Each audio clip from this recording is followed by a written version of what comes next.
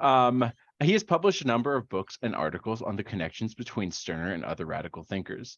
These thinkers include Gilles Deleuze, Michel Foucault, Giorgio Agamben, Jacques Derrida, Carl Schmitt, Gustav Landauer, and many more. Some of his key works include From Bakunin to Lacan, Anti-Authoritarianism and the Dislocation of Power, Unstable Universalities, Post-Structuralism and Radical Politics, an edited collection on the work of Max Stirner, appropriately titled Max Stirner, as well as his most recent work, Political Theology, A Critical Introduction. He's recently completed 2 new books, Order, Crisis, and Redemption, Political Theology After Schmitt, with Peter Langford, and The Anarchist Before the Law, Law Without Authority, with Massimo Latorre, and is currently working on a new book on post-anarchism and critical art practices. Lastly, I want to thank Professor Newman for joining us from Australia today, or rather for him this morning. Because of your work in popularizing Max Stirner by showing his viability in contemporary discourse, I could not think of anyone more appropriate to deliver the keynote address to the first academic conference dedicated to Stirner's work. Thank you for your work and for agreeing to do this for us today. Thank you very much. Okay, so I hope everyone can hear me okay. Thank you very much, Cal, for your very generous introduction and invitation to take part in this long overdue event, actually. We don't often see too many scholarly events or symposia on Max Stirner, and hopefully this is the first of many to come. So I'm really quite delighted to take part in this. I was telling Cal that I discovered Max Stirner many years ago when I was doing my PhD thesis, and was really picking up the ego on its own, or the unique and his property, as it's more appropriately titled, was a real sort of revelation to me, and completely changed the way that I thought, actually. And you know, I take it that you Stirner fans out there have had the same kind of has had the same kind of effect on you. Anyway, so what I want to do today is to explore the idea of the insurrection. The insurrection, of course, is a sort of a key concept in Max Stirner's philosophy, and particularly in his kind of in his political philosophy, if we can call it that. So what I want to do is kind of explore this idea of the insurrection as a kind of a central concept in radical politics. And I think if one looks at many recent uprisings and insurrections around the world, which are virtually taking place seemingly on a daily basis in many different contexts, I think we can observe a form of action and a form of mobilization which is reducible neither to what we might call civil disobedience, nor is it at the same time reducible to a kind of a revolutionary model of politics. And many of these movements and mobilizations, convergences, signify, I think, instead a kind of a withdrawal from formal systems of power. And their emphasis is more on the creation of autonomous political spaces and autonomous modes of interaction and communication, rather than the construction of political agendas or the representation of demands to the state. So, by contrast, the idea of the revolution as the kind of the seizure of political power by an organized vanguard party seems much less easy to appeal to today. I mean, we don't quite know what a revolution today would look like.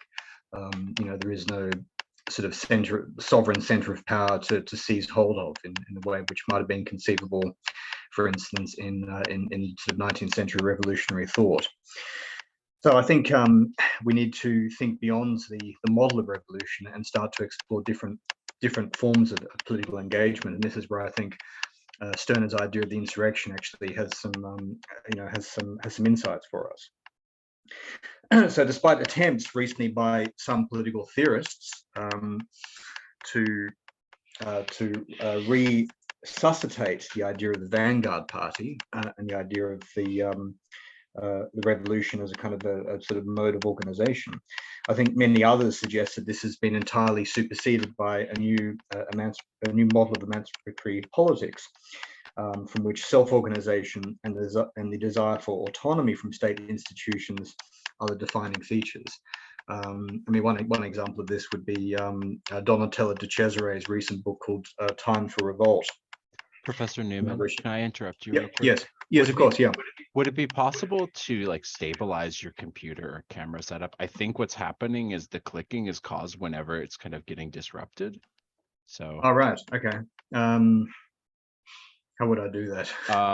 if you're like kind of leaning or touching the desk that it's on, Oh, I I think see, that right, might be yes. causing the sound. So I see, okay, sorry about that, yeah. Have people, has it been that distorted that people can't hear me thus far, or I should I don't start think again? we can hear you. It's just that it's quite a Right. distracting sound. So. Okay, sorry about that, right, okay. I've probably been leaning on the desk, so I'll try to stop that.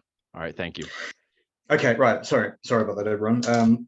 Okay, so the point is, so as I was saying, I mean, the idea of the revolution is less easy, I think, to invoke or to appeal to today. And I think many commentators talk about the way in which these kinds of insurrections which are going on around the world kind of suggest a different model of politics. Donatella de Cesare's recent book Time for Revolt, I think, is a good example of this.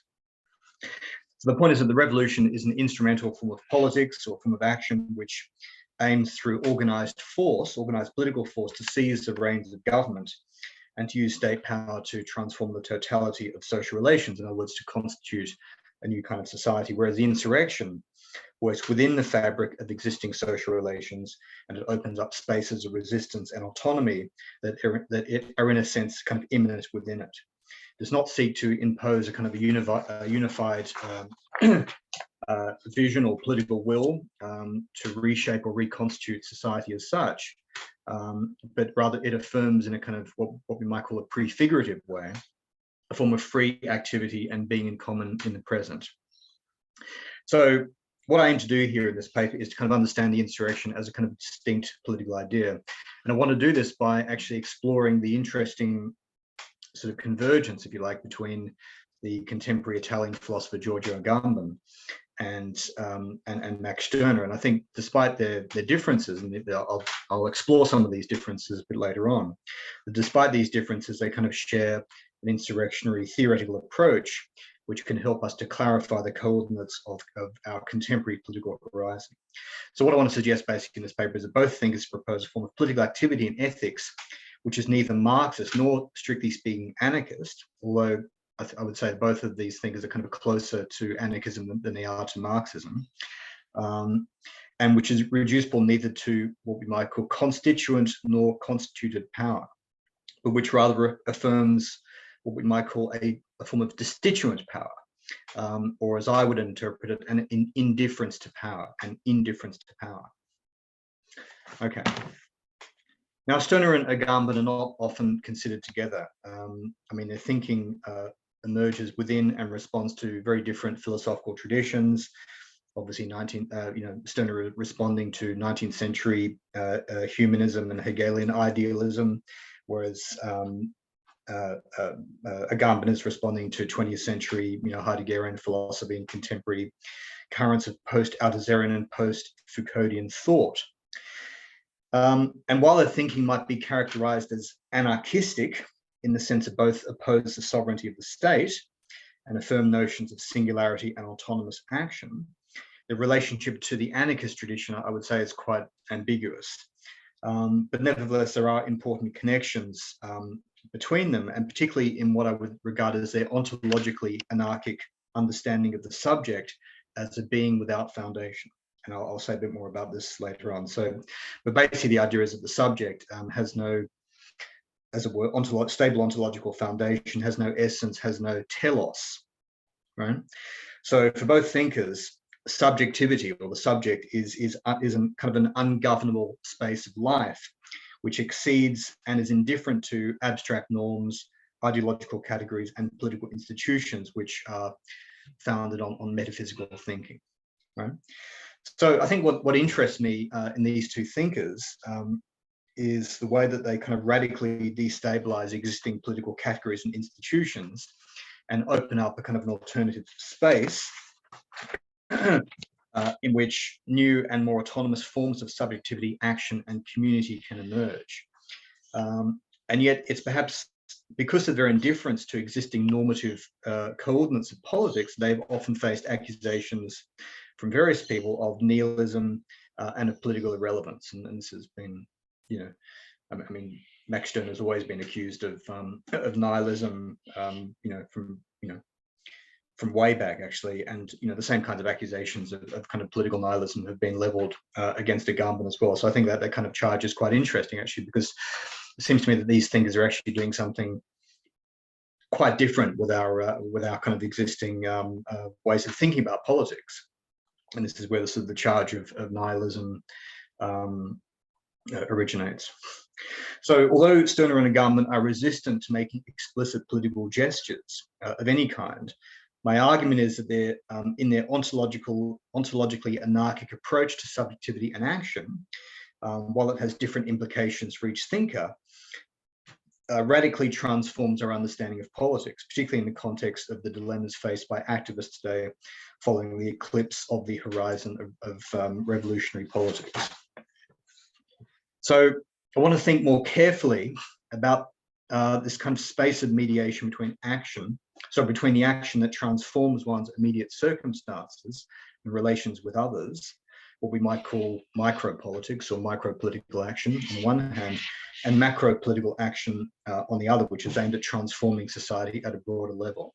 So what I would say actually is that both thinkers are not abandoning the idea of macro political action, but I think they're kind of interested in exploring this kind of intermediary space in the way in which macro politics, as it were, kind of is premised upon and depends upon a certain kind of micro political transformation of the self. And we see this idea of micro politics also reflected in certain anarchist thinkers like Gustav Landauer. And there's quite a lot of interesting connections, I think, between Landauer and Stirner. So, I mean, for Landauer, any kind of revolutionary action always presupposed an ethical transformation in one's everyday relations with others. And he said, famously in one of his little sort of fragmentary texts, he says, the state is a social relationship, a certain way of people relating to one another. It can be destroyed by creating new social relationships, i.e., by people relating to one another differently, right? So his point, in other words, is that, we need to think about the state not as this kind of abstract entity that sort of transcends social relations and kind of stands above us as this kind of object which can be seized, but think about the state basically as a series of social relationships between individuals, and the way in which the state is radically transformed is by transforming these kinds of everyday interactions between people. So in other words, it's precisely the space between individual ethical transformation and political action that I think we should situate our discussion of Agamben and Stirner. Now, one of the few occasions that Agamben refers to Stirner directly is precisely in relation to Stirner's notion of the insurrection. And Agamben sees this, and I think he talks about this in his work on Paul called The Time That Remains. And he sees Stirner's notion of the insurrection as a kind of a personal revolt and what he calls an egoistic act of subtraction, which presented a serious challenge to Marx's revolutionary politics, which was based upon the collective class subject. So Agamben proposes here a kind of a mediation between this purely individualistic revolt, which he calls a destituting line of flight from the state, and more collective forms of political action. He says in quotes, "I believe it is not necessary to oppose political action and flight, revolt and revolution, but to try to think what's between them." So once again, referring to this kind of intermediary space between revolt and revolution, or between sort of individualistic revolt and revolution, right? In other words, between micropolitics and macropolitics.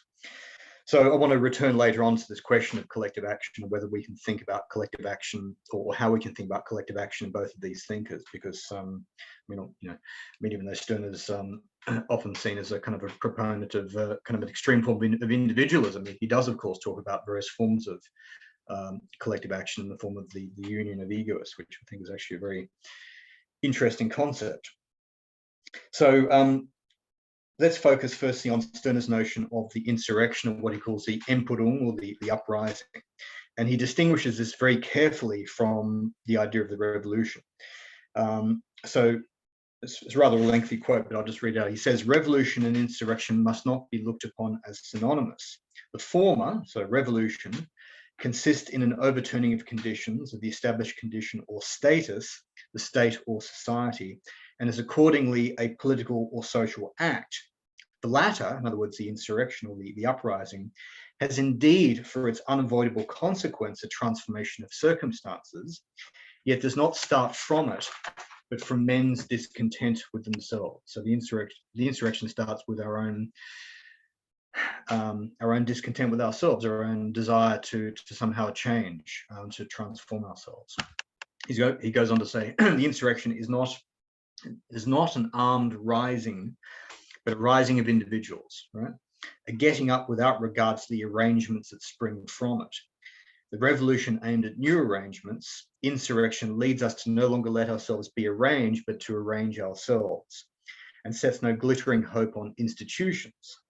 It is not a fight against the established, since if it prospers, the established collapses of itself. It is only a working forth of me out of the established. It's a very rich quote here, and we need to unpack this a little bit. So what is Stirner saying? So saying the revolution works to transform external social and political conditions and institutions, whereas the insurrection is aimed at a certain kind of self-transformation. He says it starts with men's discontent with themselves. The insurrection, I would argue, involves placing ourselves above external conditions and constraints, whereupon these constraints simply disintegrate. So it's not so much a question of, as it were, destroying or directly changing these external conditions, but to simply, as it were, declare one's indifference to them, to focus on the self rather than to focus outwardly at these kinds of institutions and constraints. So it starts from an affirmation of the self, and the political consequences flow from this, right? So the insurrection, unlike the revolution, works against institutions, or rather against the kind of the institutionalizing principle of sovereignty and authority, but not in the sense of actually seeking to get rid of institutions as such, as this would simply lead to different kinds of institutions being created or constructed in their place. Right, and so I think it's quite important. It's not a question of wanting to destroy all institutions, but it's a way of, rather, it's a way of thinking and acting which is no longer determined by institutional or institutionalizing principles, right? So rather, it's a sense of asserting one's power over institutions, and indeed one's autonomy from them. It suggests a way of unbinding ourselves from the systems of power and our dependency upon them, and even our desire for them. As Stirner says, it's a working forth of me out of the established, right? So it's rather, as it were, a kind of an extra institutional way of thinking or form of action rather than anti-institutional form of action. So it's a question of working outside of institutions rather than being simply opposed to them. So we can see that this notion of insurrection is radically different from most forms of political action. It rejects the idea of a kind of an overarching project of emancipation. Freedom is not the end goal of the insurrection, but rather its starting point, right? This is where I would regard this as a form of ontological anarchism. Ontological anarchism is the idea that, freedom is not this kind of like, end goal that one achieves at the kind of the conclusion of one's political action. So it's not a question of wanting to achieve, the free society or the liberated society, but rather freedom is one's starting point. Right? One starts from a position of ontological freedom, as it were, and goes in whatever direction one chooses. So it emanates from a kind of a radical indeterminacy which characterizes subjectivity. So the insurrection starts not with a desire to change external conditions, which might be said to oppress the individual, but rather with the assertion of the self over these conditions. So rather than a revolutionary project which sets itself the goal of liberating people from institutionalized power, and which risks thereby simply imposing another set of conditions or another form of power upon them in its place, the insurrection allows people to constitute their own freedom by first reclaiming their own self. Now, I think, one way to kind of think about this further is through the notion of destituent power, which has become more prominent, I think, in the wake of, a couple of decades of mobilizations against neoliberal capitalism. The concepts of destituent power emerged in the analysis by the Argentine collective, the Colectivo Situaciones, in the context of popular uprisings against neoliberal policies in Argentina in 2001. Poder destituente referred to a specific kind of political action which took the form of a refusal of the legitimacy of governing political and legal institutions. This was symbolized by the slogan, que se vayan todos, they all must go. The whole political class must go. And this signified a kind of complete rejection of Argentina's political and economic elites. Destituent power then referred to a kind of an extra institutional form of political mobilization, which sought autonomy from state institutions rather than representing specific demands and interests through the state. However, this uprising was at the same time different from a revolution, right? It was not an attempt to violently overthrow the existing political system with a view to establishing a new one in its place. Rather, the Argentinian insurrection signified a kind of a deinstituting rather than instituting moment. So a deinstituting moment. In other words, a withdrawal of support from the sovereign political order without the desire to replace it with another sovereign political order. So instead, sovereignty is suspended, deposed, or deinstituted. Colectivo Situaciones refer then to a movement which they say in quotes is, so they describe it in terms of quotes, far from founding a new sovereign order, operates by delegitimizing the politics executed in its name, right? So it's not a question of creating a new political order, but it's a matter of as it were, I suppose, contesting the very principle of sovereignty itself. In other words, the very right or authority of a certain institution to determine the order of social relations. However, as the collective points out, this refusal of sovereignty does not make such movements apolitical, right?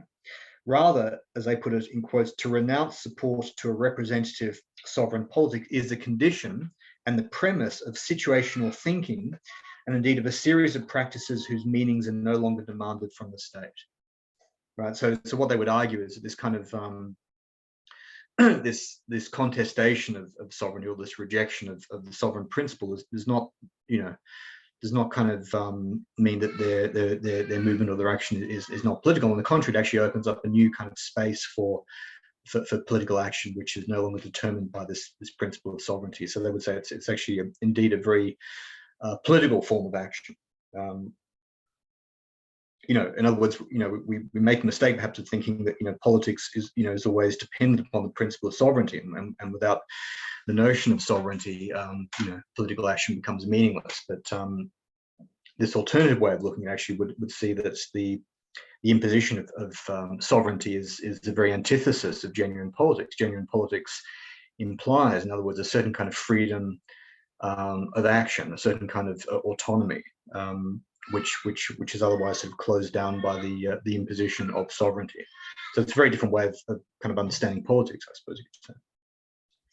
Okay, so the instituting gesture here is characteristic of such movements. Does not renounce politics as such, but instead, as I said, it opens up alternative spaces for political practice, discourses, and forms of association which exceed the state and whose meaning is no longer determined by it. Okay, so let's develop this further through Giorgio Agamben's own understanding of destituent power, which he distinguishes from Tony Negri's idea of constituent or revolutionary power. So similarly to Stirner, Agamben suggests that the constituent revolutionary power remains trapped within the very order of sovereignty. So revolutionary force, or what Tony Negri calls constituent power, always ends up instituting a new sovereign political order. Therefore, contra Negri, or against Negri, no clear distinction can be drawn between constituent and constituted power, right? Between, in other words, revolutionary potential or potentiality and the constituted political order, political and legal order, which always emerges from revolutionary action. And this is why Agamben proposes a notion of destituent power, what he calls potenza destituente, which escapes the dialectic between constituent and constituted power. And the quote here is, if the fundamental ontological question today is not work, but inoperativity, and if this inoperativity can, however, be deployed only through a work, then the corresponding political concept can no longer be that of constituent power, but something that could be called destituent power. A power that was only just overthrown by violence will rise up again in another form in the incessant, inevitable dialectic between constituent power and constituted power. Violence which makes law, and the violence which preserves it. And this is obviously a reference to Walter Benjamin's essay, The Critique of Violence, in which Benjamin talks about the way in which revolutionary violence always imposes a new police order, a new order of power and authority, right? So what a government is trying to do, in a sense, is kind of to break out of this kind of continual oscillation between revolutionary politics and the state order. And the idea of destituent power, I think, is perhaps closer to Walter Benjamin's notion of divine violence. Divine violence is something which kind of destroys this kind of sort of dialectical oscillation, which is always characteristic of revolutionary politics. So I want to say a bit more about this notion of inoperativity a bit later on. So it's very important to understanding how both thinkers see the idea of subjectivity, but it's clear at this stage that a government has in mind a form of political action which is completely different from the revolutionary projects of the past. Many of these projects of emancipation ended up instrumentalizing political power in ways that led to their own ossification. Conceiving of politics as a project or as a goal-oriented form of activity which subordinates means to ends, and in doing so often sacrifices those very ends themselves, is precisely what a government is calling into question here. And this is what he refers to as work. Politics is work. In other words, politics is a certain kind of teleological activity with a specific end goal in mind, right? So instead of this way of thinking about politics, he affirms a form of prefigurative political activity, which he calls inoperativity, and which I read as a certain kind of withdrawal from the ontological order of power and from all overarching political projects. Destituent power may be understood then as, if you like, an exodus from the order of sovereignty altogether, neither operating within it nor seeking to capture it in some kind of revolutionary sense, or even seeking to destroy it. All of these moves are, in a sense, caught up within the paradigm of sovereignty, right?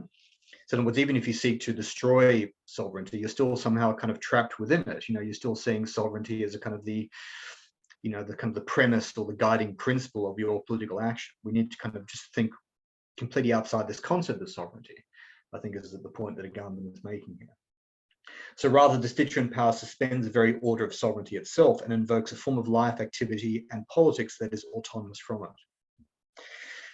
Okay, so Stirner's insurrection and a government's destituent power, I think, both invoke a kind of a form of extra institutional politics which withdraws from sovereignty and affirms a more autonomous form of life and activity. Well, this, of course, bears some resemblance to anarchism. We must be slightly careful here, I think. Neither Stirner nor a government can be accurately described as anarchist, or at least not in a kind of a simplistic sense. Neither thinker, for instance, relies on a kind of an ontological foundation in human nature or social relations, as in Peter Kropotkin's idea of mutual aid, or some kind of natural predisposition towards sociability. Moreover, while their politics is directed towards the deactivation of state power, neither thinker promotes any particular program of revolution nor any clear vision of a stateless society.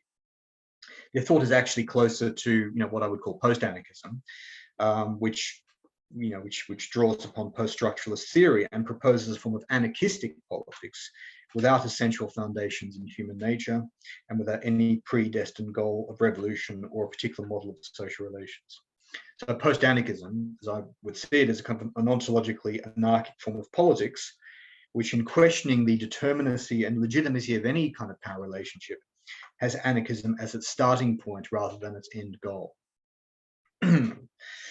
So post-anarchist theory explicitly draws on thinkers like Stirner, who, while rejecting the state as an institution, which is utterly incompatible with egoism, nevertheless has a kind of an ambiguous and marginal place within the anarchist tradition.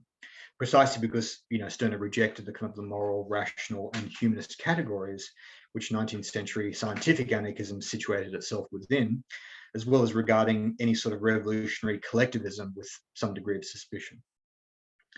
Agamben's relationship with anarchism is, I think, perhaps even more ambiguous, I would say. At many points, his politics seems to kind of veer in this direction. It seems to have a kind of direct affinity with anarchism or with kind of anti-statist politics. He talks about the way in which what he calls the coming politics will be a sort of a struggle, not over who controls the state, but rather, as he puts it, a struggle between the state and the non-state or humanity, which sounds very sort of anarchist, I suppose. However, at other times he seems quite critical and even dismissive of anarchism, seeing it, and perhaps rightly or wrongly, but seeing it nevertheless as having an insufficient understanding of state power and as being victim to the same analytical blind spot regarding the state as the Marxist revolutionary tradition. He makes this point in Homo Sacer, I think, in the first volume of Homo Sacer. Okay, so furthermore, Agamben points to what he sees as a structural relationship between anarchy and power. He says anarchy is what government presupposes and assumes as its original form from which it derives, and at the same time the destination towards which it is traveling. So he's drawing a kind of an interesting link here, actually, between anarchy and government, or anarchy and power. What government is sort of ontologically anarchic. So what he means by this is the functioning of governmental power is increasingly anarchic, or we could even say nihilistic, I suppose, in that it is no longer driven towards any general project of social improvement or human fulfillment. It's simply the blind and contingent operation of power, which seeks to simply manage the crises, whether crises of security, economy, or ecology, that it itself generates. So yet anarchy, this spectre and shadow of governmental power, should not be conflated with anarchism, right? And actually, here Agamben kind of echoes a point which many anarchists themselves make when they distinguish between anarchy as kind of disorder and chaos on the one hand, and anarchism as a kind of a viable form of social order without a state, right? And that's obviously an important distinction to anarchism, this distinction between anarchy and anarchism as such. But what I want to suggest is that both thinkers, so both Agamben and Stirner, while their politics cannot be reduced to anarchism in this kind of simplistic kind of ideological sense, might nevertheless be considered as ontologically anarchic thinkers, political thinkers. And by this I mean they're interested in displacing forms of sovereign power without necessarily proposing any alternative social order in its place, right? In this sense, their thinking is insurrectionary rather than revolutionary, according to the distinction I've made before. Agamben, points to this kind of structural complicity between anarchy and power, but he wants to extract from this a different understanding of anarchy, which no longer serves power, but on the contrary, fundamentally displaces it. Right. So, according to Agamben, power captures anarchy. Right. Anarchy is the secret of power. Anarchy is refers to the empty throne behind the veils of sovereignty. It's the nihilism at the heart of all systems of government. So what he wants to do is kind of extract from this a different and more positive figure of anarchy, which he refers to as the ungovernable. So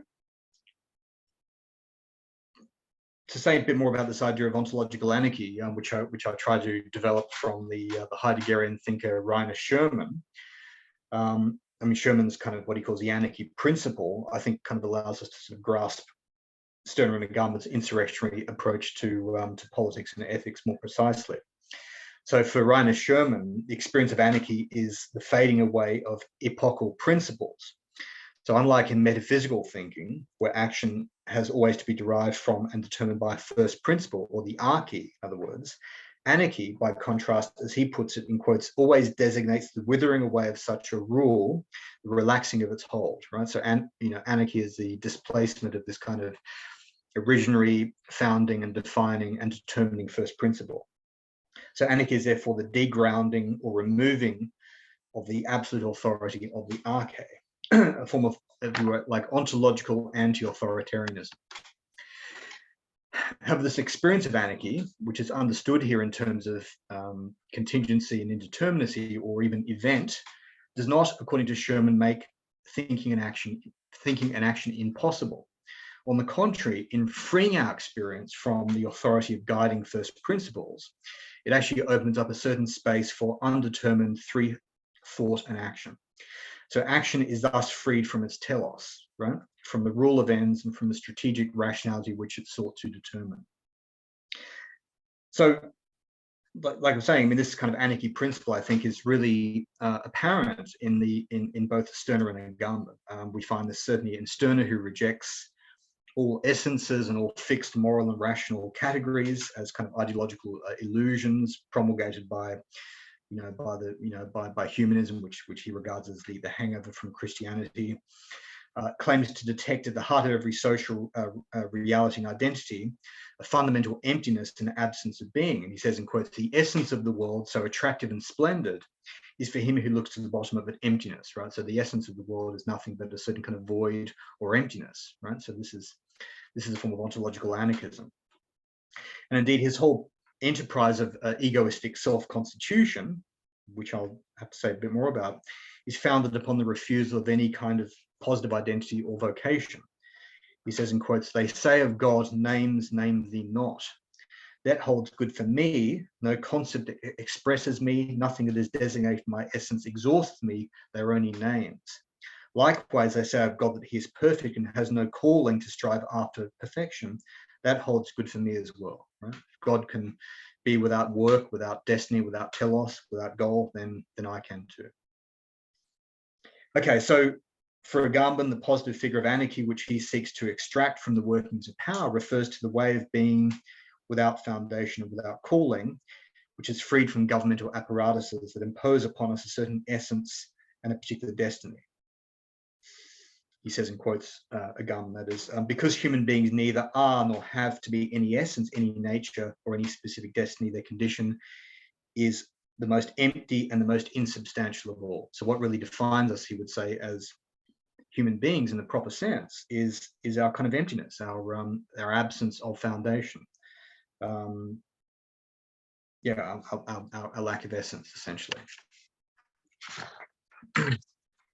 Okay. So what I would say is that this kind of form of ontological anarchy, which I'm trying to develop here, is or can be understood in terms of a kind of a desacralization of politics, by which I mean the attempt to dispel the sacred and divine categories that our secular politics nevertheless remain mired in. I think this is where both thinkers actually really find some similarity. This kind of attempt to, as it were, profane and desacralize politics. So both thinkers engage in a critique of the modern project of secularization, essentially, which they regard as being essentially a form of repression, right? So what the idea of secularism does is basically repress, and been in repressing, nevertheless leaving intact this kind of, as it were, sort of religious and sacred foundation for politics, right? So in other words, there's, for both thinkers, there's a certain kind of theological remnant within all secular political institutions. Of course, we gain this idea from Carl Schmitt. He said that all significant concepts of all significant concepts of modern theory of the state are secularized theological concepts.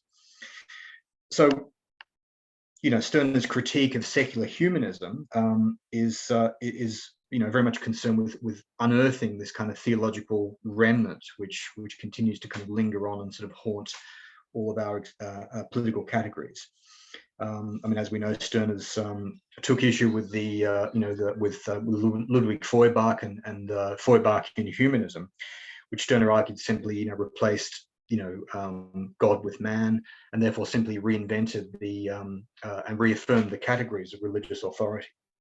This is why he regarded humanism, as he put it, a kind of a theological insurrection, which simply substituted one form of religious alienation and idealism for another. So he says, in quotes, "The human religion is only the last metamorphosis of the Christian religion."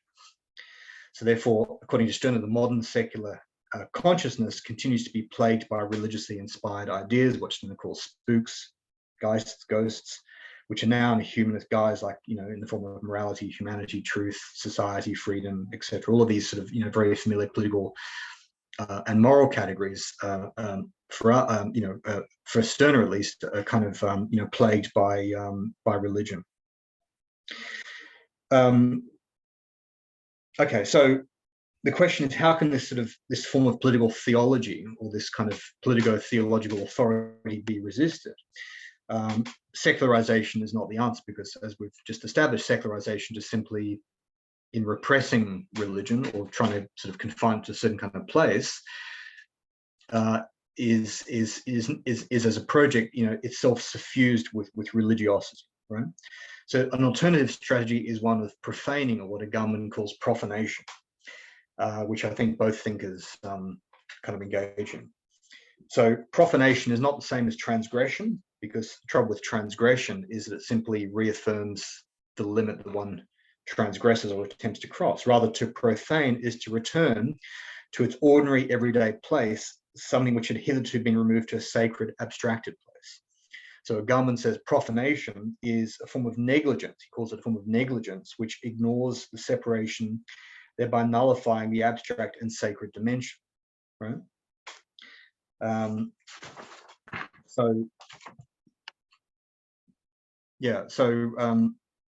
In Stirner, the strategy of egoism is precisely to kind of profane the sacred.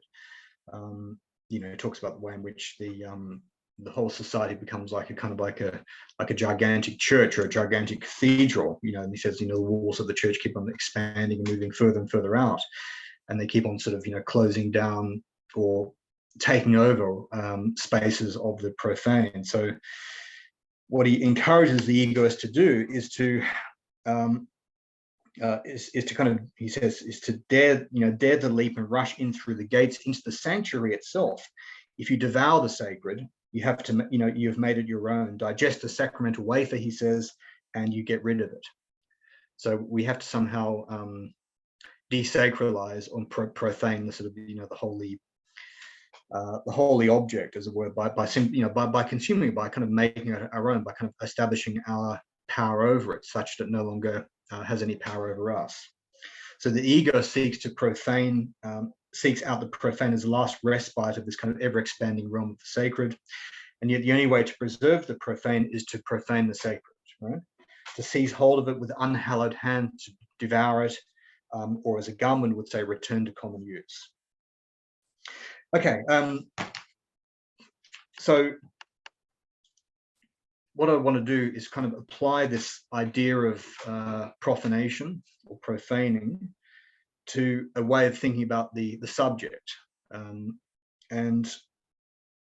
What I would say actually is that this kind of theological dimension, which kind of nevertheless persists in times of modern secularism, is kind of in a way kind of something which imposes upon us a certain kind of essential identity, which we are kind of required to live up to conform to in various kinds of ways, and according to which we are kind of excluded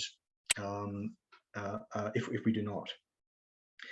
So, in Agamben, we see this in the continual attempt to separate, bios from zoe, or to isolate a dimension of bare life as distinct from politically qualified life, and this produces all forms of disqualified subjectivity, which is kind of symbolized in the figure of Homo Sacer, right? So in this way, subjectivity is always caught within this kind of, sovereign state of exception, and is therefore always, vulnerable to forms of state violence.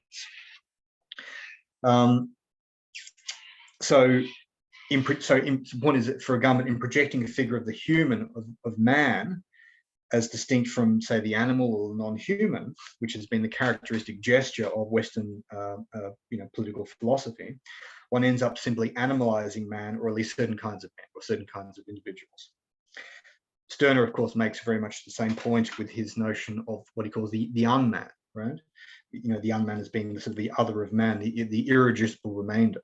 He says, in quotes, the unman is a man who does not correspond to the concept of man, as the inhuman is something which something human which is not conforms to the concept of the human. So the point is that the unman for Stirner is kind of the that little part of us which doesn't really or cannot really conform or live up to the sort of the normative categories of humanism, and becomes this kind of sort of irreducible remainder, which always kind of troubles and disturbs the project of humanism. The point is there a way of thinking about subjectivity which kind of avoids this political anthropology and the kind of the alienating divisions which it imposes upon us? So I would argue that both thinkers propose kind of an insurrectionary understanding of the subject. In other words, a form of subjectivity which is not founded on any essence or any firm ontological category, and which is not reducible to any kind of fixed identity, right?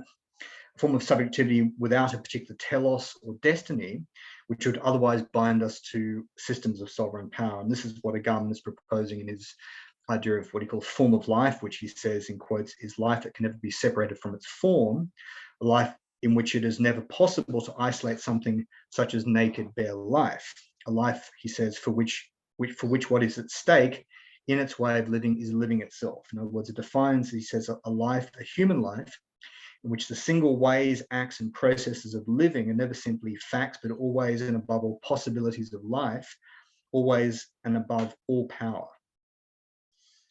And I would say that we find more or less exactly the same idea in Stirner's concept of the ego or egoism, der Einzige, right?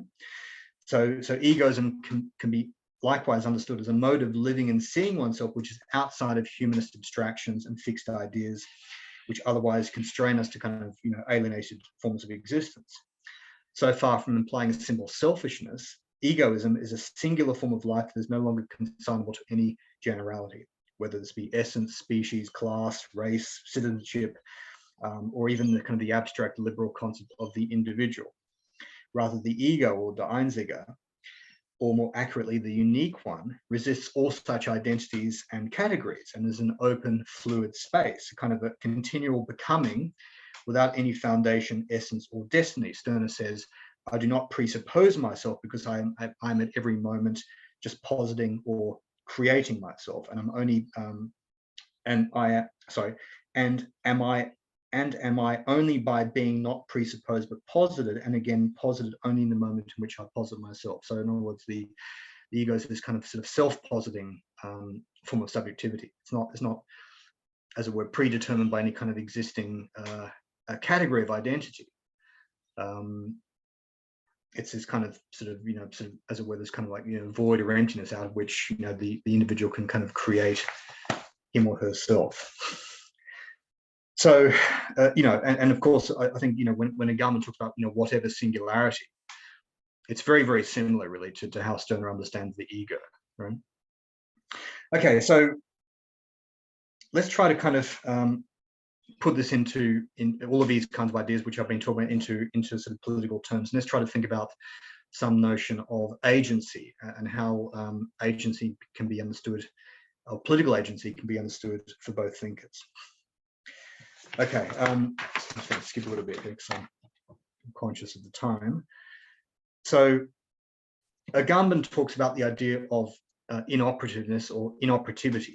Inoperativity is a form of activity that is no longer consigned to work and which is freed from any overarching project or telos.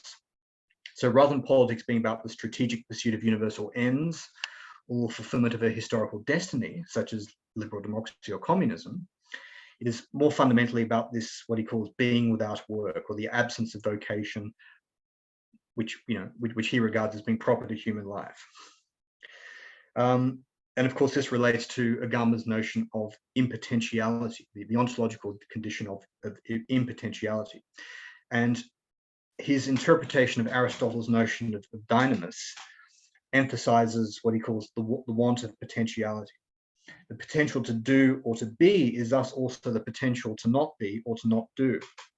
So there is, according to Agamben, a kind of a radical potentiality and power contained in precisely in not acting, a potentiality that is dangerous to governing regimes, precisely because it is precisely insofar as it is withheld or suspended or not put to use. So at times, sometimes refusing to act or refusing to be drawn into codified forms of action, even those that ostensibly protest and oppose governing institutions or regimes, is actually more threatening to these regimes than acting itself. Right? And of course, the most famous example that Agamben invokes is the ambiguous and enigmatic figure of Bartleby from Herman Melville's little story, Bartleby the Scrivener. So Bartleby, as we know, is a kind of a legal copyist who calmly refuses every request made upon him by his increasingly exasperated boss with the enigmatic phrase, I prefer not to, which is a kind of a simple gesture of passive refusal, which throws into disarray the whole structure of workplace authority. He simply says, I refuse not to, even to the most kind of reasonable requests. Symbolically speaking, this gesture is one of withdrawal or exodus from the system of power rather than kind of active resistance against it. It is not a revolutionary action which constitutes new arrangements, nor is it one of mere opposition. Rather, it is simply the gesture of indifference to power, right? Indifference to power. Bartleby does simply not recognize the authority of his boss as such. But this indifference to power is something which kind of deactivates or disorders power itself. So Bartleby can be seen, I think, as a kind of a paradigm of destituent power. Now, I would say that there's a clear parallel here with Stirner's notion of ownness, which I really think is a very important category in Stirner's thought. Ownness is Stirner's answer to what he sees as the wholly inadequate notion of freedom, particularly the way in which freedom today is kind of determined or defined by, according to kind of, liberal or neoliberal categories of, individual, sort of individual kind of freedom, or the individual who's, has a certain kind of range of free options on the marketplace and so on, which is actually a very restricted form of freedom in many ways. And it's a form of freedom precisely through which we are governed. I mean, it's the point that Foucault, of course, makes in his analysis of neoliberalism, is that, this is a kind of a regime which kind of governs us through our own freedom. The problem with freedom is that it is enshrined within a certain normative regime and a system of power, namely the liberal state, such that the more we exercise freedom within these coordinates, and the more which we demand rights and freedoms and so on within these kinds of political coordinates, the more we become inscribed within this regime. This is where I think, as it were, liberal identity politics is simply kind of a sort of a reinscription of the subject within the within the state order, essentially, and within the kind of the legal categories and legal identities which are determined by the liberal or neoliberal state. Therefore, freedom must be left to the unique one, according to Stirner, to determine for him or herself. Right? It should be seen as an ongoing project of individual autonomy, rather than the general political and social goal. Freedom, in other words, is a singular practice which is unique to the individual, rather than a universally proclaimed ideal and aspiration. So freedom is a concept which needs to be profaned, according to Stirner, right? It needs to be divested of its abstractions as this kind of, universal goal that we all aspire to, and it should be brought down to the level of the ego. And importantly, whereas freedom is something which can be determined and constrained by the state, ownness is something which always remains with the individual. Stirner says, my own I am at all times and under all circumstances, if I know how to have myself and do not throw myself away on others. To be free is something that I cannot truly will, because I cannot make it, cannot create it, right? So echoing Bartleby's serene self-possession, even when confined to a prison, so Bartleby ends up in prison, as you know, Stirner's figure of the slave, although deprived of freedom, still retains his own sense of ownness, right? So Stirner says about the slave, the fetters of reality cut the sharp as welts in my flesh every moment, but my own I remain, right? So the slave remains his own, even though he is in chains. He retains this kind of sense of himself and his own kind of ontological freedom. So ownness is therefore a way of thinking about freedom as inoperativity, rather than seeing freedom as a political goal to be achieved, or as a universal destiny of humankind. Ownness as an ontologically anarchic concept refers to the capacity for freedom that one always already has. Right? So Bartleby is free in a kind of an ontological sense. In his elegant yet persistent refusal, he's simply affirming his ungovernability, or in other words, his ownness as the very basis of his being, something which is always available to him and can never be taken away. So in this sense, Bartleby is a figure who lives outside of power. He lives as though power did not exist or had no bearing upon him or no meaning for him. Bartleby's very existence is ontologically anarchic and might be seen as an embodiment of a profound indifference to power, very much like Stirner's egoist, whose existence is an empty anarchic space or created nothing. Okay, so now this, I mean, I suppose what I'm trying to say is that, or what I will suggest actually, is that despite these similarities between these two figures of agency, so Bartleby on the one hand and the egoist on the other, or rather the notion of ownness on the other, I think there's kind of an important difference between them. And I would suggest that Stirner's notion of ownness offers a more positive figure of resistance and political action than can be found in Agamben's at times opaque and ambiguous notion of inoperativeness or inoperativity. And I think the problem with Agamben lies not so much in his refusal to appeal to certain normative categories, and indeed I would say, his reticence to proposing alternative modes of political practice reflect in many ways his desire to break with these kinds of normative coordinates of politics. But I think the problem lies more in the kind of the passivity, the passivity implicit in his notion of inoperativeness, right? So it has to be remembered that Bartleby, this kind of figure that he invokes as an example of inoperativeness, Bartleby dies of starvation in prison, preferring to simply not eat. At least for Stirner, the ownness of the slave serves as a basis for his active self-emancipation from his master. Stirner says that I then become free from him, and his whip is only the consequence of my antecedent egoism, right? So in other words, the slave emancipates himself, whereas Bartleby simply, dies in his own, simply dies in his own kind of, gesture of passivity. So the difference between the two thinkers here centers around their alternative approaches to the question of agency. While both propose a non-essentialist or ontologically anarchic understanding of subjectivity, different conceptions of agency nevertheless flow from this. For Agamben, indeterminacy is accompanied by, indeed is understood in terms of a certain determinacy, right? Our absence of destiny and lack of vocation does not mean that we are free to simply choose our subjectivity, but rather that our lack of vocation is our destiny, right? Our lack of vocation is our destiny. As Agamben says, man is a sabbatical animal par excellence. Right. For Stirner, on the other hand, the fact that our subjectivity is without foundation, essence, or calling makes available to us a certain space of radical freedom and contingency, a freedom to constitute our subjectivity in a multitude of different ways. Right? So put simply, Agamben's ontological anarchism paradoxically reveals a certain anthropological destiny in the structure of the subject, even if this destiny is one of worklessness and inoperativity. And so hence the importance of messianic time in Agamben's thinking.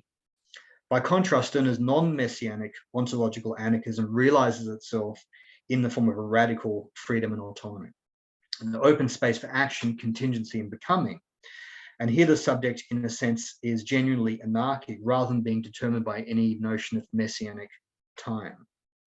These different approaches explain, furthermore, why Agamben is deeply suspicious of the idea of free will and voluntarism. Whereas for Stirner, while acknowledging the highly ambiguous meaning of freedom under liberalism, at the same time proposes a more radical notion of self-ownership and autonomy, from which springs the potential for egoistic self-emancipation. Both theorists propose an indifference to power, yet this is understood in different ways and has different political consequences, right? For Agamben, this would seem to translate into a form of radical yet ultimately self-sacrificial passivity, exemplified by Bartleby, who is indifferent not only to the external conditions around, but also in a sense to his own life. Bartleby is indifferent to his own life, his own interests, as it were. For Stirner, on the other hand, indifference to power translates into an affirmation of the self and a capacity for autonomous action. Nevertheless, I mean, while these are important differences, they emerge, I would suggest, from a shared understanding of the subject as being without foundation and identity, right? And moreover, while one might be tempted to regard Stirner's more willful notion of agency as being insufficiently removed from the revolutionary paradigm of constituent power, his theory of insurrection, at least on my reading, makes it clear that the individual does not seek to constitute a new form of power or will a new form of society, but rather simply wills himself or wills herself. Once again, it is not, as Stirner says, it's not an armed rising of individuals, but a getting up without regard to the arrangements that spring from it.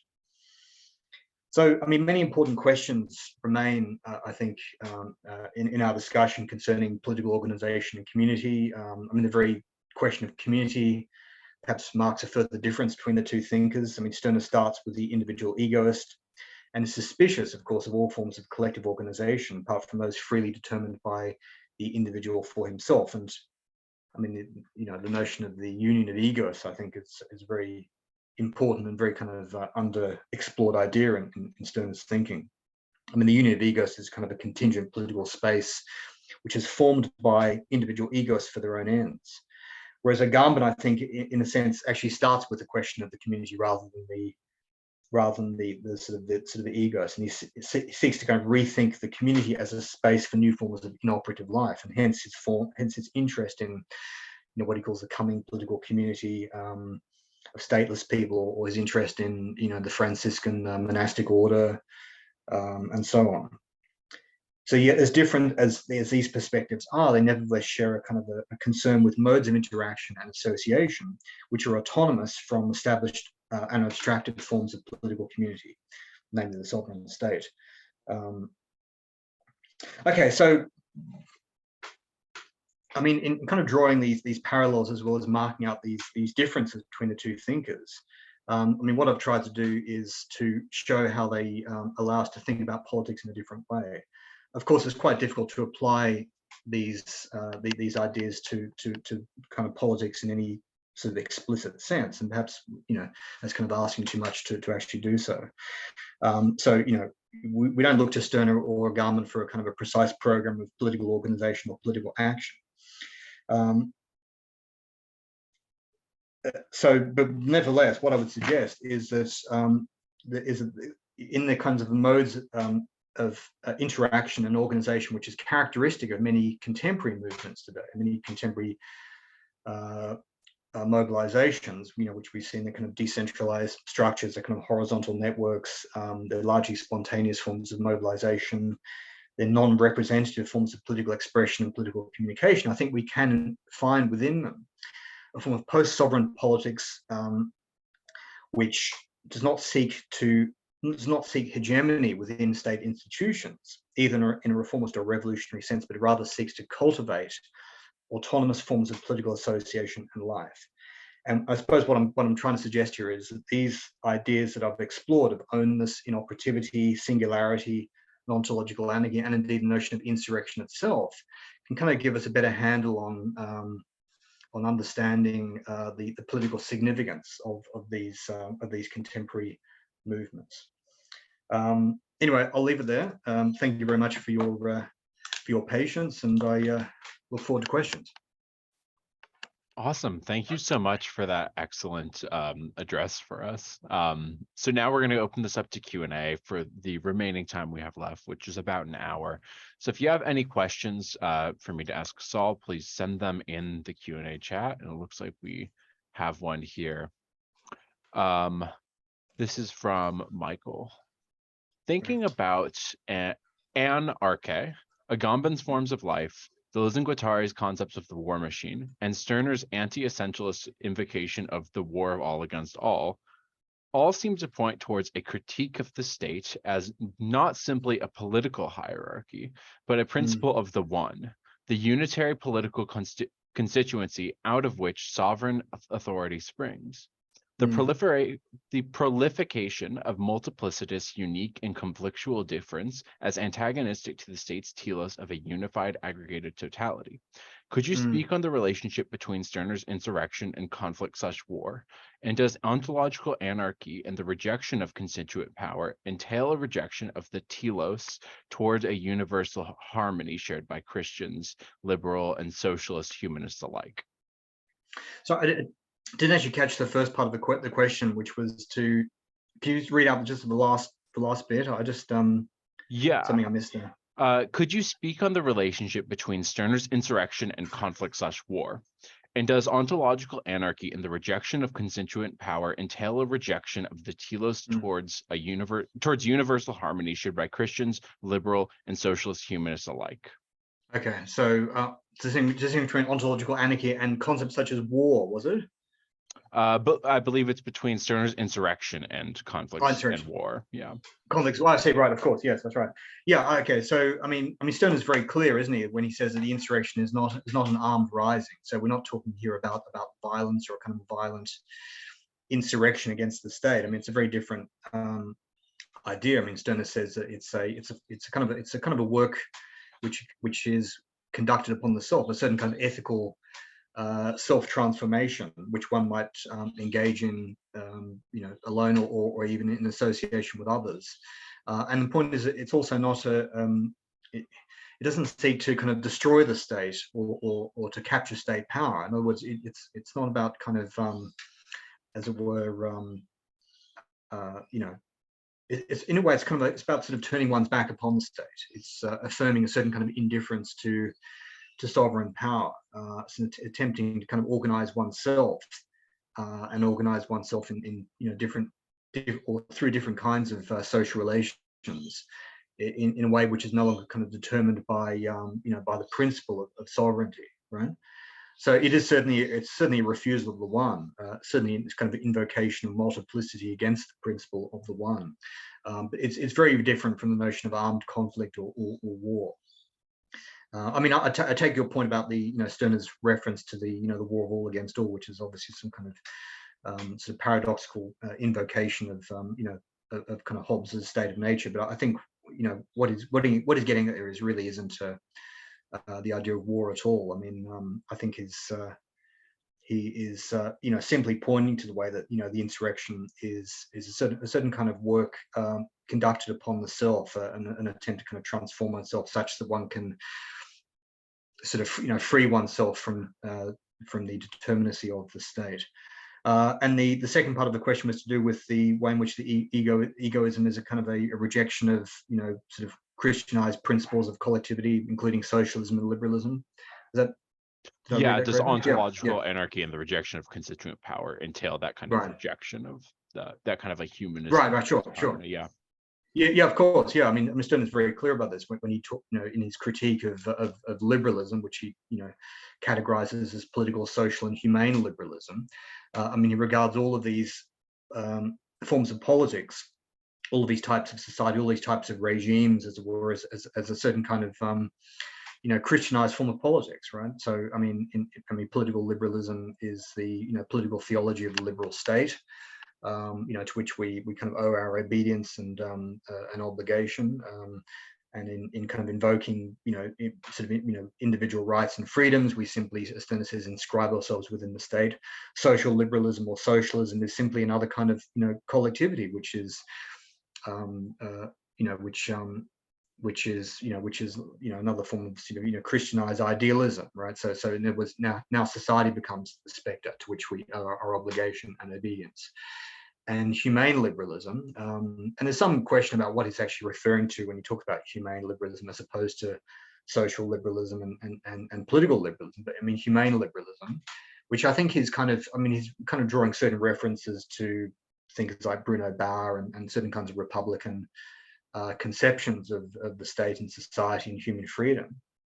Once again, humanity becomes this kind of Christianized spook, which is this abstraction which is kind of imposed upon us and which we are expected to conform to and to serve. So now this kind of abstract notion of humanity becomes our new master.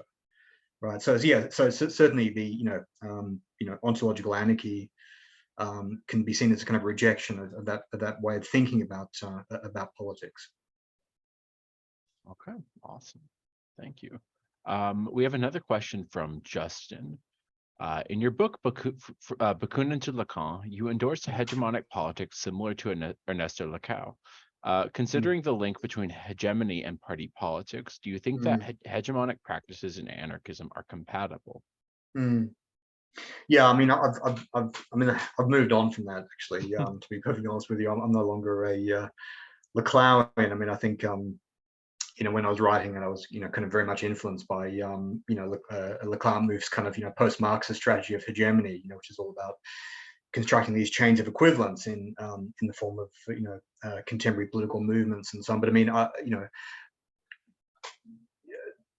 Lacau's project of hegemony is simply a project of sovereignty and in a sense taking over the state or constructing the political order in a new kind of way. And I regard it as very much kind of an authoritarian form of politics, which actually really has very little to do with anarchism. I suppose at the time I was trying to do to anarchism what Laclau Move had done with in relation to Marxism, right? I was trying to kind of update and show how anarchism can no longer sort of rely on this kind of assumed universality, that in what anarchism as a political project needs to be constructed out of existing differences and existing identities. So I thought that was quite an interesting idea, but I think ultimately hegemonic politics is really a form of sort of sovereign authoritarian politics, which is not about destituting state power, but on the contrary, it's about constructing a new kind of state or taking over the existing apparatus of the state. And so yeah, I mean, I've certainly moved on from that way of thinking. Actually, it was kind of useful at the time, but I've come to regard that as being something of a dead end, I would say, for radical politics, and certainly for anarchist politics, for sure. We have another question from, I believe, Ace or Asai. I had a question about how one could relate the ontological anarchism of the state and its nihilism and its simple purpose of power for power's sake could relate to Carl Schmitt's conclusion of modern liberalism's inherent nihilism. Okay. Yeah, I mean, there is a connection there. I mean, obviously, Schmitt and Agamben are coming from very different positions, in the sense that Schmitt's antidote to the nihilism of liberalism is precisely to have a form of decisive sovereignty, which is encapsulated in the sovereign state of exception. So what Carl Schmitt was wanting to do, of course, was to kind of provide a kind of an answer to the sort of the instability of the Weimar regime and its lack of, as he saw it, its lack of legitimacy as a kind of a liberal regime, and also to provide answer to the kind of nihilism of contemporary liberal society with its kind of consumerism, its individual freedom, its kind of fetishization of technology. And so his answer to this was a kind of a theologically charged notion of sovereignty, right? Whereas Agamben, of course, is also thinking about the kind of the anarchy of liberalism. But his approach is very different. Obviously, he's not interested in kind of imposing a new kind of sovereignty as a kind of an antidote or an answer to that. I mean, he's saying that we somehow have to kind of create or allow to take shape a more kind of positive vision of anarchy. We need to kind of extract. See, the problem, like if you read, The Kingdom and the Glory. I mean, the problem is that that's the structure of modern liberalism, the way in which it kind of governs individuals, is precisely anarchic. That it's kind of premised on a certain kind of ontological anarchy. So liberalism is this kind of blind, sort of nihilistic machine, right? Without anyone in charge, essentially. I mean, there's no king sitting on the throne. It's an empty throne. But this makes him even more deadly, even more destructive. Right, but what he wants to do, in a sense, is to kind of, in a way, separate anarchy from government, and to therefore create a more kind of positive, formal or vision of anarchy. I mean, he says very little about what that is or what that would look like, and this is why I don't think he can be described accurately as a kind of an anarchist. I mean, he's always got this kind of ambivalent relationship to anarchism. So I was reading this Catherine Malibu's new book, where she talks about this kind of very ambivalent relationship that all of these kind of post-Structuralist and post-Heideggerian thinkers, including Agamben, have with anarchism. They seem to kind of come very close to it, and yet at the last minute, kind of sort of shy away from it and say, "Oh, I'm not really an anarchist," and and so on. But yeah, so I think what Agamben is kind of hinting at, or sort of gesturing at, is a different reading of anarchy, one which is more positive, one which is perhaps closer to anarchism, right? But first we have to kind of somehow ontologically separate the principle of anarchy on the one hand and the sort of the structure of liberal governmental power on the other, right? Because the point is that these have in a sense converged, and that liberalism is kind of premised on a certain kind of ontological anarchy, which we have to kind of separate it from. Okay. Thank you. It looks like your camera's situation is getting worse, so I'm going to turn off mine so that way it stabilizes it a bit. Okay, right, fine. That's better. So this next question is from Seth. If we read Stirner as a political thinker, how do we avoid understanding him as fundamentally conservative? As you say, he doesn't seek new arrangements and is indeed highly suspicious of those who do. This implicit conservatism seems particularly salient when you look at the Union of Egoists. The real-life organization it most resembles is a corporation. So I guess my question is whether Stirner understood himself to be engaged in a political project to begin with, and if not, whether this is a good idea to impose that reading on his work. So I wouldn't call that conservatism. I mean the contrary. I mean conservatism is precisely the imposition of a certain kind of normative vision upon society, isn't it? Based upon traditional values and institutions and sort of patriarchal norms and moral traditions, which is precisely what Stirner is trying to demolish. I mean, there's nothing conservative about Stirner. I mean, his last person or last thinker I would sort of categorize it in that kind of way. Certainly, it's difficult to kind of derive any explicit form of politics from Stirner at all. Not even anarchism. Not even anarchism kind of adequately describes Stirner. That's probably the one that's perhaps closest to his thought, a certain kind of individualistic anarchism. I suppose it depends on what you mean by conservatism, really. I mean, but the way I would understand conservatism is really the very antithesis of Stirner. I mean, Stirner, in Stirner's rejection of liberalism, isn't in any sense suggesting that we somehow go back to conservative values and institutions. We simply have to move beyond both of these paradigms and think outside them. I mean, the Union of Egoists as a corporation, I'm not sure about that. I mean, corporation once again sort of signifies some kind of abstracted, sort of mystified entity which stands above individuals and to which individuals kind of owe their obedience and their loyalty, and to which they're kind of obliged to sacrifice themselves, right? Whereas the Union of Egoists is simply a kind of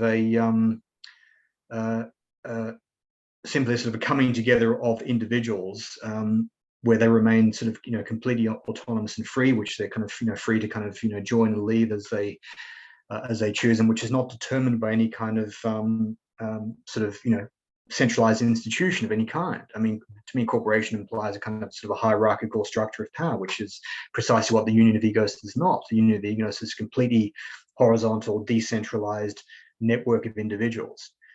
So once again, I think it's very, very different from sort of from conservatism of any kind, actually. I mean, for me, conservatism implies hierarchy, tradition, traditional values and institutions. So perhaps you have a different understanding of conservatism than I do, but I certainly wouldn't see Stirner's politics as conservative in any sense, by any description. Great, thank you. We have a question from Ricardo Balcione. Right.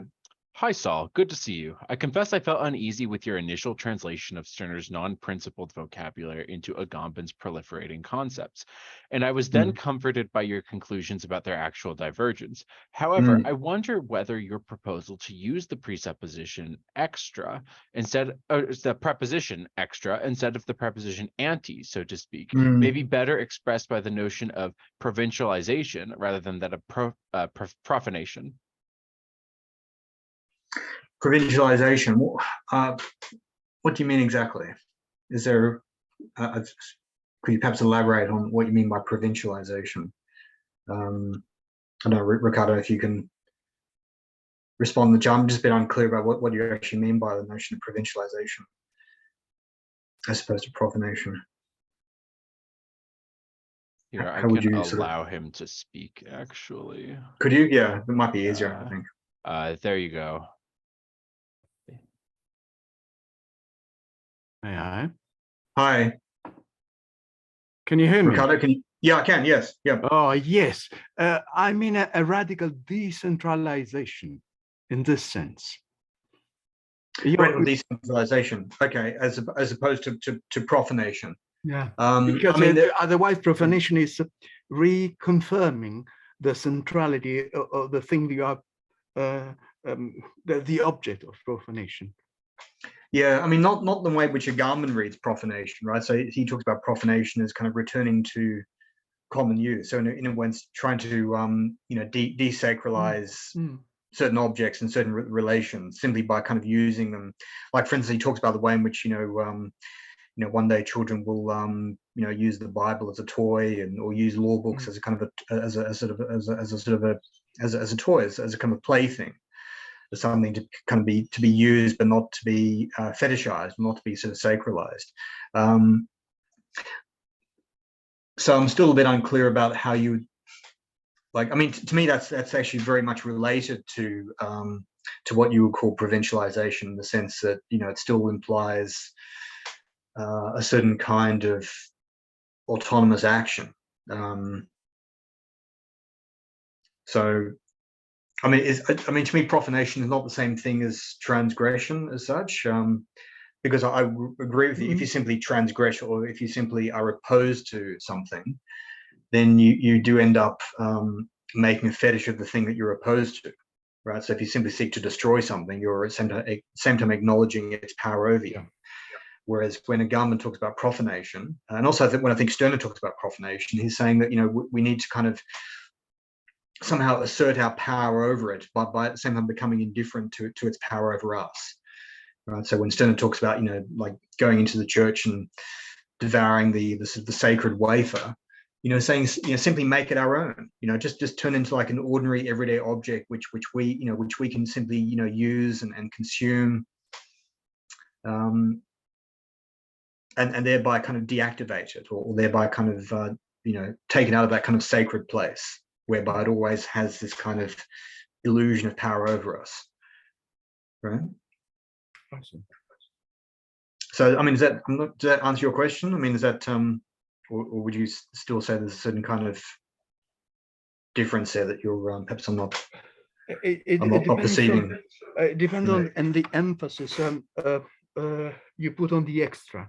I was interested okay. in your antithesis between the extra and the anti. Yes, right. Yes, it's a good one in my view. That's why I was trying to explore it.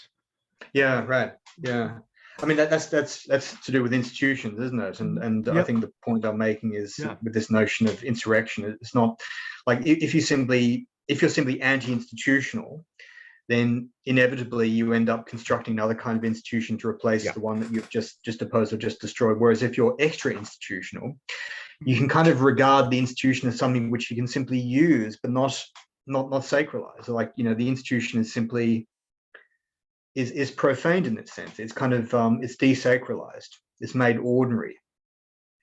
The institution is simply open for for ordinary everyday use.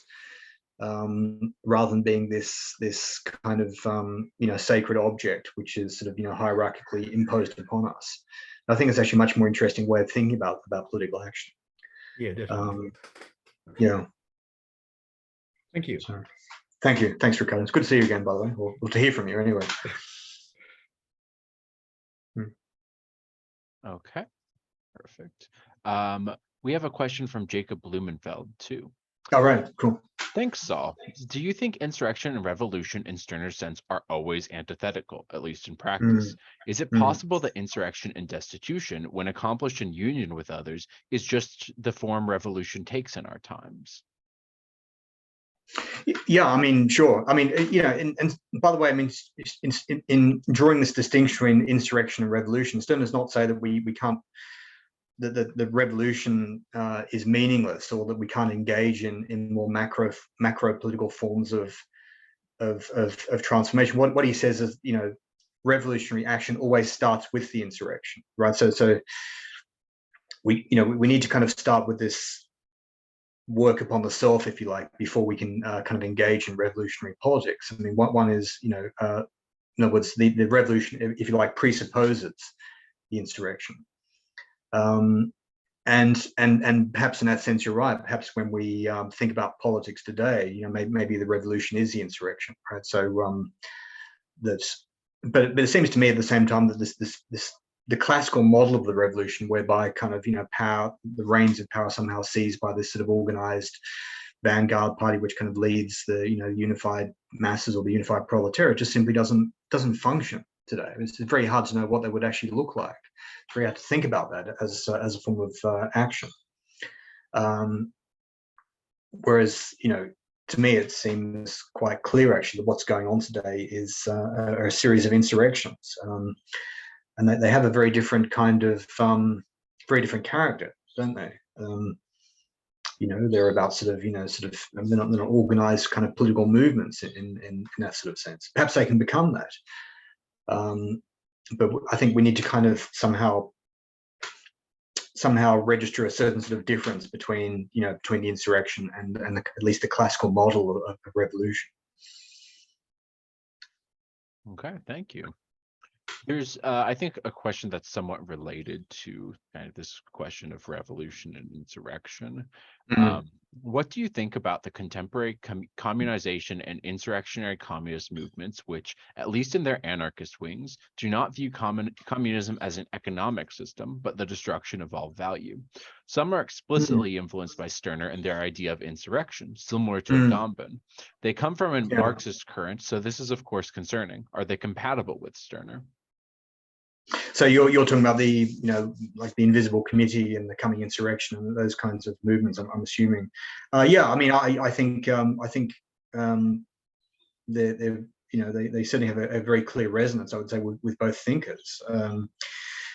Yeah, I mean, yes, they come from a certain kind of what would you call it, kind of insurrectionary Marxist tradition, or also a certain kind of sort of anarchist inflection or anarchist tradition as well, I would say. But yeah, I mean, you know, if you read The Coming Insurrection by the Invisible Committee, I mean, the very notion of sort of, you know, invisibility, anonymity is I would say a kind of an idea which is quite, you know, which has certain very clear parallels with the way in which both Agamben and Stirner are kind of thinking about politics, right? So it's not a question of you know, having a sort of an organized political structure, or you know, or engaging in sort of representative politics or hegemonic politics. Rather, it's you know, puts the emphasis on sort of, you know, self-organization, on, you know, sort of decentralized networks, autonomous forms of action, without the mediation of political parties or vanguard parties. So, I mean, to me at least, there's very clear resonances both with Stirner's notion of the union of egoists. The union of egoists is precisely kind of an invisible committee in that sense. And there's also very clear connections with the way in which Agamben thinks about politics in terms of destituent power. I mean, I don't know if the Invisible Committee actually refers to Stirner directly, but I mean, they're certainly very much directly influenced by Agamben, I would say. All right, thank you. We have another question from Andrew. The point you made a moment ago about the anarchic structure of liberalism seems very important.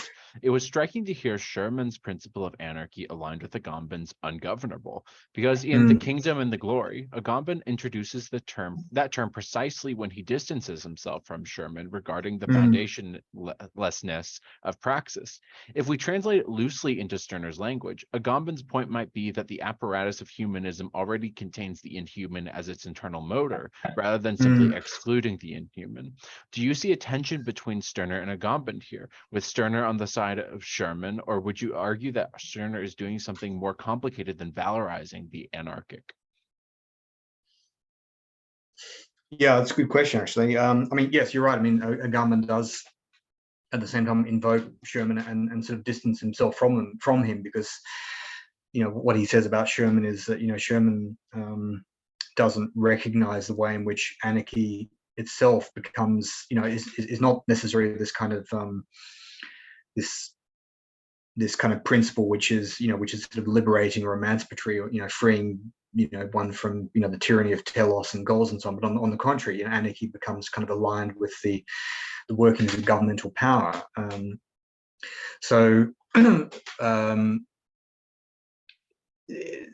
yeah, so I would also say at the same time that Stirner himself is different and doing more with the anarchy principle than Sherman is, because I think Stirner's politics, or at least Stirner's conception of political agency, I think is more kind of is more sort of positive in a way, right? I mean, this is the point I made about his idea of ownness. I mean, ownness implying a certain kind of self-mastery or self-possession, which allows the subject, allows the kind of the egoist to essentially emancipate him or herself. So I don't think that we find that kind of idea in Sherman's notion of ontological anarchy. I mean, Sherman says that yes, ontological anarchy does give us a certain kind of space of freedom, in the sense we're not determined by kind of telos. So action is kind of liberated from ultimate ends and ultimate goals, as well as first principles.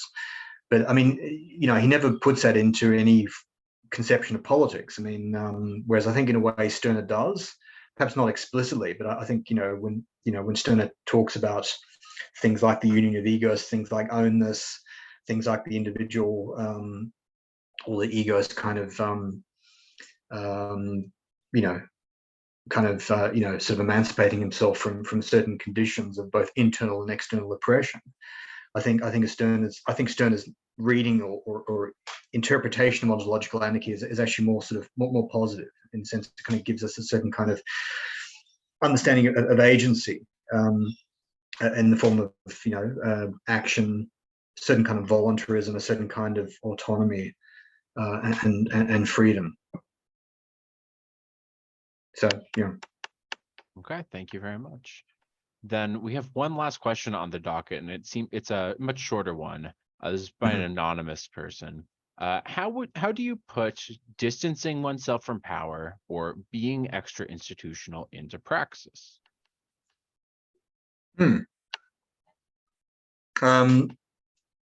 Well, that's also a good question, actually, because I mean, what I would say is that it's happening. I mean, we see this all around us in various kinds of insurrections and revolts. It is being put into practice. Now, I mean, I suppose the point I've tried to make in drawing this distinction between anti-institutional and extra-institutional action is that it might lead to new forms of political organization emerging out of the insurrection, right? But I think the point is that the politics, the way in which I understand it, kind of takes place in this sort of always in a way outside of institutionalizing principles. It might lead to, as I said, to new forms of organization, even new kinds of institutions, perhaps. But it's not, as it were, predetermined by that way of thinking. So it doesn't sort of set out with this idea of this is the type of society that we want to build, these are the types of institutions that we want to have. I think it kind of emerges out of an attempt to, or a certain kind of desire to sort of create autonomous forms of association, interaction, ethical modes of being, ways of life, which are not determined by, or not predetermined at least by kind of institutionalizing principles. So yeah, I mean, you can look to many forms of kind of autonomous association with the sort of anarchist communities or whatever, to kind of see this sort of this sort of prefigurative principle at work here.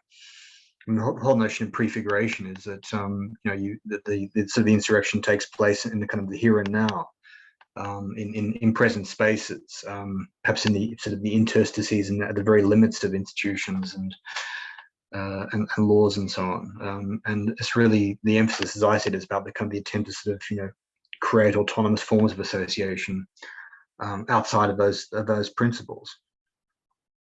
Okay, thank you very much. So we don't have any more questions on the docket. If anyone is planning on asking a question and you're typing it out, go ahead and send a message real quick to indicate to me that we should wait.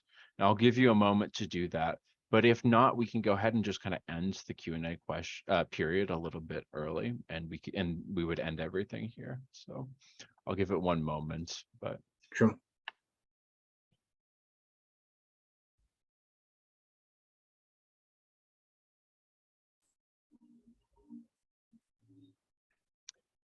we have a question from Tim Dowdle. Many have commented on Stirner's egoist being a reflection of current conditions. And some people have done this as Engels, Caben, Zenker, Schultheis, Helms, and Stupel. Stupel speculates that Stirner's unique individual has become ubiquitous in modern society. The implication seems to be that Stirner's unique one is the personification of bourgeois individualism. Do you think this idea has any legs? No, no. I think that's a very simplistic reading of Stirner, isn't it? I mean, Stirner's egoist isn't something which can be defined or represented in any kind of identity, and certainly not the kind of the bourgeois liberal individual. I mean, Stirner's whole critique of liberalism wouldn't make sense if that were the case. I mean, Stirner is precisely seeking to displace and demolish the very conception of the kind of the liberal bourgeois individual, the liberal citizen, even the liberal property, the kind of the bourgeois property owner. I mean, Stirner's notion of property really has really kind of explodes a very kind of legally defined conception of private property. I mean, Stirner basically says just make the whole world my property. So in other words, the very notion of property is expanded to the point where the concept of property itself becomes essentially meaningless, right?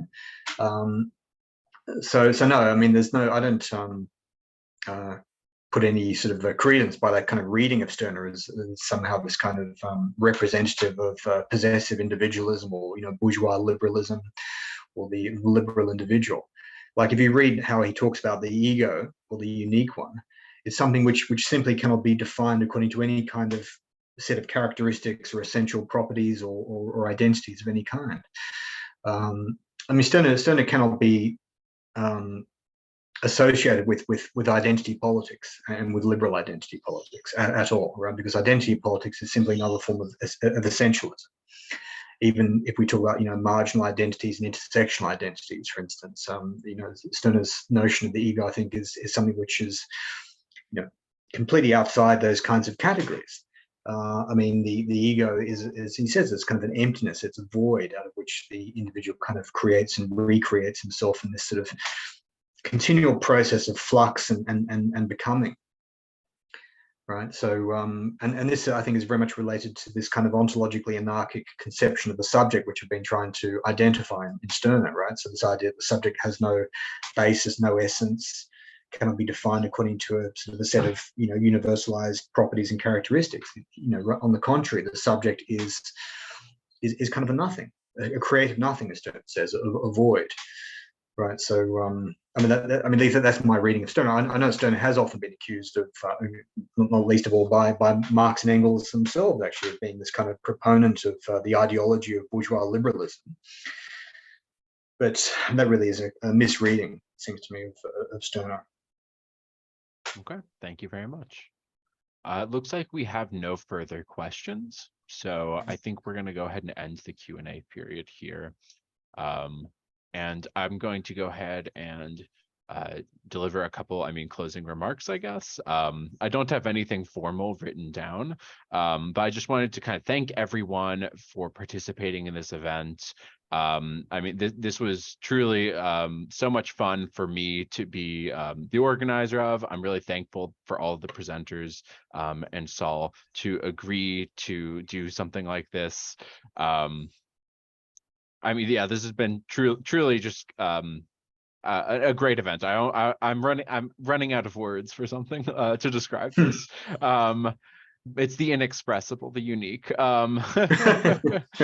But yeah, once again, thank you, everyone. I did kind of want to briefly say what my vision for the future of this event is going to be like. I do plan on trying to do this again next year. So the presenters, I am going to be sending out a thank you email, but also I'm going to send out a form gauging your interest in participating next year. And I'm also going to float the idea of doing something more hybrid or in person, because I'd like to get everyone together in a room if we could, so we can have a real conference experience. And then I'd also like to work towards seeing if I could get something this event published in a journal at some point, because I think that this is a very this is really the first time that all of these Stirnerians have really gotten together and put all this work in for this, with maybe the exception of your edited journal. So we could do a sequel maybe, so those are my current plans right now. I'd also like to try to make this more of a formal organization that runs the conference. Union of egoists. Yeah, a union of egoists, nothing institutional, Yeah. That's right. That way we can all have a part in forming this event as it goes on in the future. But once again, thank you to everyone. I'm really glad you all had the chance to participate. I hope you all enjoyed it as much as I did. So yeah. Thanks so much for organizing us, Carl. I really appreciate your initiative. This is long overdue. And I think if you want to do something more with this in the future or organize a publication, I'll be more than happy to help out and participate as much as I can. So I think it's a really exciting idea. So thanks so much for inviting me and for organizing this. Of course. Like I said in my introduction, I could think of no better person to be the keynote for our first Stirner Symposium than you. You are really instrumental in popularizing Stirner. You're one of the reasons that I became aware of Stirner, and I'm sure that many of the other people that attended this conference became aware of Stirner. So I think that you are really the best figure for something like this. So thank you, and I'll definitely follow up with you about getting help on some of those things, like publishing this conference. So yeah, okay. Cool. I'm going to go ahead and end the webinar here, though. Thank you again, everyone. And I will be uploading this conference on YouTube in the next couple days. So I'm getting all the files ready. I've been doing that in between breaks. So I will send out an email through the Eventbrite where you can get the links for everything. Okay.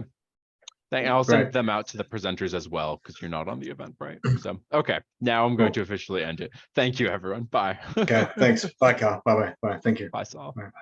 Bye.